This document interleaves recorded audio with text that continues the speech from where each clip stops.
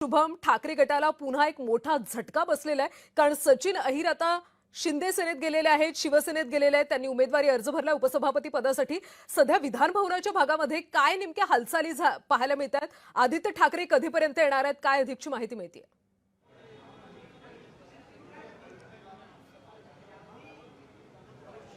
कल्याणी पावसाळी अधिवेशन सध्या सुरू आहे आणि अशामध्येच या पावसाळी अधिवेशनात देखील जोरदार धक्के जे आहेत ते उद्धव ठाकरे यांना बसताना दिसून येत आहेत। आणखी अर्थातच सचिन अहिर जे आहेत तर त्यांनी आता शिंदे गटातून जे आहे उपसभापती पदासाठी आपला अर्ज दाखल केलेला आहे आणि तो अर्ज दाखल करताना मुख्यमंत्री, दोन्ही उपमुख्यमंत्री हे उपस्थित होते। आता सध्या शिवसेना पक्ष कार्यालयाकडून जे आहे 2 वाजता उपमुख्यमंत्री एकनाथ शिंदे पत्रकार परिषद घेणार याच्याबद्दलची माहिती देण्यात आलेली आहे। तर ही पत्रकार परिषदेमध्ये नेमकं एकनाथ शिंदे काय बोलतात हे पाहणं महत्त्वाचं असेल। तर इतकंच नाही तर मग सचिन अहिर यांचा पक्षप्रवेश देखील आज 2 वाजता होतो का हे देखील पाहणं महत्त्वाचं आहे। अगदी हाकेच्या अंतरावर असलेल्या बाळासाहेब भवन या ठिकाणी आहे आणि बाळासाहेब भवनमध्ये 2 वाजता एकनाथ शिंदे येणार आहेत आणि नेमकं हे सगळं काय घडलं, कसं घडलं याबद्दल देखील माहिती देणार आहेत। तर दुसरीकडे सचिन अहिर यांचा पक्षप्रवेश होतो का असा देखील एक प्रश्नचिन्ह जो आहे तो आता उपस्थित होत आहे। अशामध्येच आता कुठेतरी उद्धव ठाकरे यांना हा 15 दिवसातच जो आहे दुसरा झटका मिळाल्याचं दिसून येत आहे, कारण की 6 खासदारांनी उद्धव ठाकरेंची साथ सोडलेली आहे। तर आता आमदारांची देखील गळती जी आहे ती आता सुरू झालेली आहे। सचिन अहिर यांच्यापासून जी आहे आता सुरुवात झालेली आहे आमदार निघून जाण्याबद्दलची आणि कुठेतरी अख्ख्या या पावसाळी अधिवेशनात जे आहे आमदारांचा देखील उठाव होऊ शकतो अशा पद्धतीची राजकीय वर्तुळात चर्चा होती। तर त्याची सुरुवात ही आता झालेली आहे। अधिवेशन अजून 9 दिवसांचं बाकी आहे। तर पुढच्या 9 दिवसात नेमकं काय होतं हे देखील पाहणं तेवढंच महत्त्वाचं असणार आहे। सध्या समजा पाहायला गेलं तर विधान भवनाच्या आतमध्ये हे सध्या उपमुख्यमंत्री एकनाथ शिंदे स्वतः सचिन अहिर आणि सर्व आमदार जे आहेत ते उपस्थित आहेत। तर मात्र दुसरीकडे बाळासाहेब भवन या ठिकाणी पत्रकार परिषदेची तयारी जी आहे त्याच्यासाठी सुरुवात झालेली आहे। अर्थातच पाहायला गेलं तर काही वेळ आधी या ठिकाणी वरुण सरदेसाई देखील गेले होते। त्यांनी आपली प्रतिक्रिया जी आहे ती दिली नव्हती। वरुण सरदेसाई यांनी त्यांचं असं म्हणणं होतं की मला हाऊसमध्ये जायचं आहे, आतमध्ये सभागृहात जायचं आहे आणि त्यामुळे कुठेतरी माझी वाट जी आहे ती तुम्ही मोकळी करून द्या, मला आतमध्ये जायचं आहे। पण सचिन अहिर यांच्याबद्दल बोलणे त्यांनी टाळलेले आहे। कोणत्याच प्रकारची प्रतिक्रिया ही त्यांनी दिलेली नाही आहे। नेमकं आदित्य ठाकरे हे आज येणार आहेत का ते देखील माध्यमांसमोर काय बोलतात हे पाहणं महत्त्वाचं असणार आहे। दुसरीकडे समजा पाहायला गेलं तर मुंबईमध्येच विधान भवन आहे, तर मुंबईमध्येच मातोश्री देखील आहे। त्या ठिकाणी उद्धव ठाकरे ह्या देखील सर्व प्रकारची माहिती घेत असल्याचा एक अंदाज जो आहे तो वर्तवण्यात येत आहे की नेमकं हे कधी घडलं।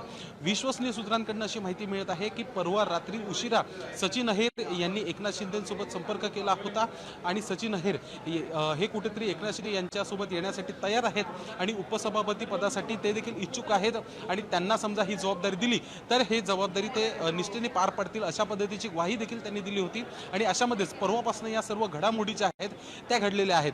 अर्थातच अचानकतः कोणत्याही बातम्या नाहीत, कोणत्याही प्रकारची माहिती नाही आणि थेट जी आहे सचिन अहिर यांचा उमेदवारी अर्ज दाखल करतानाचे फोटो आणि व्हिडिओ हे सध्या समोर आले होते आणि त्यानंतर मात्र विधान भवन परिसरामधील संपूर्ण वातावरण हे आता बदललेलं आहे। अवघ्या काही वेळातच उपमुख्यमंत्री एकनाथ शिंदे या ठिकाणावरून निघतील आणि पत्रकार परिषद त्यांची होईल। कल्याणी शुभम, खरं तर सचिन अहिर यांच्यासोबत आणखी किती आमदार आहेत त्याबद्दलची काही माहिती समोर आली आहे का? ते वेगळा गट स्थापन करतील, नंतर कधी घोषणा करतील अधिकृत, या संबंधातली काही माहिती?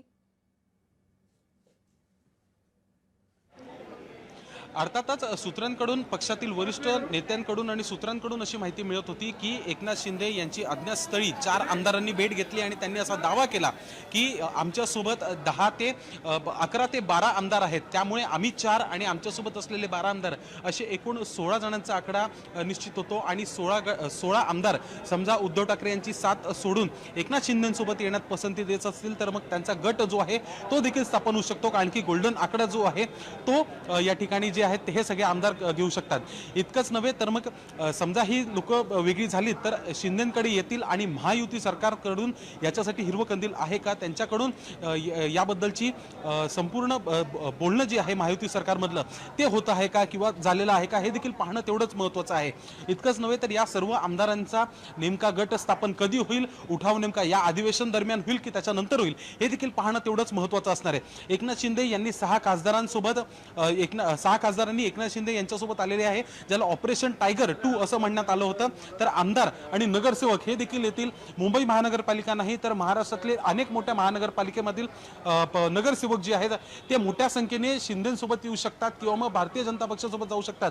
अशा पद्धतीच्या खुल्या चर्चा रंगत असतानाच कुठेतरी आता एक आमदार जो आहे तो समोर आलेला आहे. एका आमदाराने आपली पसंती जी आहे ती महायुतीसोबत जाण्याची दिलेली आहे. तर मग शिंदे गटासाठी एकनाथ शिंदेच्या शिवसेनेसाठी जो उपसभापती पद हे महायुती सरकारने राखीव ठेवलं होतं, त्यासाठी आता सचिन अहिर यांनी आपला उमेदवारी अर्ज दाखल केलेला आहे. कल्याणी, खरं तर आता सचिन अहिर यांच्यासोबत जर ते धरून 16 आमदार जर आता एकनाथ शिंदेसोबत जात असतील तर फडणवीसांची या सगळ्या बाबतीत चर्चा झाली का? जर आता पुन्हा आमदारांचा शिंदेमधला आकडा वाढलेला आहे, म्हणजे शिवसेनेतला आमदारांचा आकडा वाढला, तर त्यांना आणखी काही पदं वगैरे दिली जातील का? महायुतीमध्ये फडणवीस आणि शिंदे यांच्यामध्ये या संदर्भातली काही चर्चा झाली आहे का? अर्थातच याचा अंदाज जो आहे तो लावणं ठाऊक होऊ शकत नाही कल्याणी. पण खरं पाहायला गेलं तर ओमराजे निंबाळकर जे खासदार आहेत, ज्यांनी उद्धव ठाकरेंची साथ सोडून नुकतंच एकनाथ शिंदे यांच्या पक्षात आलेले आहेत, त्यांनी काल रात्री उशिरा वर्षा निवासस्थानी जी आहे भेट घेतली होती देवेंद्र फडणवीस यांची. आणि त्यानंतर त्या पद्धतीची त्या खासदारांबाबतची चर्चा ही देखील सुरू आहे. तर मात्र दुसरीकडे केंद्रीय मंत्रिमंडळाचा विस्तार हा देखील होईल. तर एकनाथ शिंदे यांच्या शिवसेनेला 2 केंद्रीय मंत्रिपद हे जाऊ शकतात अशी चर्चा सुरू असतानाच आज आमदारांबाबत असं झालेलं आहे. एक आमदारांनी आपली भूमिका स्पष्ट केलेली आहे, तर उरले आता मात्र फक्त 15. या 15 आमदार जे उद्धव ठाकरे यांच्या पक्षात आहेत आणि विधानसभेमध्ये आमदार आहेत, यांच्याबद्दलचा निर्णय हे कधी घेतात याबद्दलची काही प्रक्रिया सुरू आहे का, किंवा याबद्दलचं काही बोलणं सुरू आहे का, अशा अनेक गोष्टी ज्या आहेत त्या प्रलंबित आहेत. आता मध्ये समजा पाहायला गेलं तर संपूर्ण निवडणुका या संपन्न झालेल्या आहेत. तर महामंडळांचं वाटप हे अजून तर अद्याप जे आहे ते होणं बाकी आहे. आणि या अधिवेशनानंतर महामंडळांचं वाटप हे देखील होऊ शकतं. आणि अनेक आमदार जे आहेत ते महामंडळांच्या अध्यक्षपदासाठी किंवा प्रमुख पदांसाठी इच्छुक आहेत. अशामध्येच पाहायला गेलं तर स्वतःचे एकनाथ शिंदेसोबत असलेले आमदार आहेत ते, तर नव्याने पक्षप्रवेश करून जो गट स्थापन करून जे आमदार येतील त्यांना देखील प्राधान्याने कुठेतरी महत्त्व देणं एकनाथ शिंदेसाठी गरजेचं आहे. कारण की ते समजा युतीमध्ये येत आहेत, महायुतीमध्ये येत आहेत, उद्धव ठाकरेंचा पक्ष सोडत आहेत, तर कुठेतरी त्यांना ही पदं देणं अत्यंत महत्त्वाचं असणार आहे. पण यांना नवीन आलेल्यांना पदं देण्याच्या दरम्यान जे जुने शिवसैनिक आहेत, जे एकनाथ शिंदे यांच्यासोबत मागील 5 वर्षांपासून आहेत, ज्यांनी निवडणुका लढवून या सरकारमध्ये आणि शिंदेसोबत या सरकारमध्ये आलेले आहेत, मात्र त्यांनाही महामंडळ भेटतील का असा मोठा प्रश्न जो आहे तो उपस्थित होतो. अर्थातच पाहायला गेलं तर मग या ठिकाणी अनेक आमदार जे आहेत ते देखील आता या ठिकाणी प्रश्न जे आहेत उपस्थित करत आहेत. कारण की सचिन अहिर जे आताच काही वेळाआधी प्रतिक्रिया काही नेत्यांनी दिली होती, ज्यावेळेस त्यांनी सांगितलं होतं की आदित्य ठाकरे यांचे विश्वासू आणि सावलीसारखे त्यांच्यासोबत राहणारे हे सचिन अहिर होते. आणि सचिन अहिर यांनी हा निर्णय घेतलेला आहे आणि शिंदेसोबत महायुतीसोबत जाण्यासाठी त्यांनी कुठेतरी पसंती दिलेली आहे. अशामध्ये समजा पाहायला गेलं तर मग आता आदित्य ठाकरे यांचा आता विश्वासू कोण असेल जो मुंबईसाठी काम करणारा असेल, असा देखील प्रश्न उपस्थित होत आहे. इतकंच नाही तर थोरवेंनी हे देखील नमूद केलं की वरळी मतदारसंघातून महायुती सरकारकडून आता सचिन अहिर हे उमेदवार असतील भविष्यामध्ये, अशा पद्धतीची प्रतिक्रिया जी आहे ती देखील त्यांनी दिली होती. समजा पाहायला गेलं तर या ठिकाणी आता अजय चौधरी हे आलेले आहेत. अजय चौधरी हे उद्धव ठाकरे गटाचे आमदार आहेत. नेमकं ते आमच्याबद्दल काय बोलतात हे देखील पाहणं महत्त्वाचं असतंय.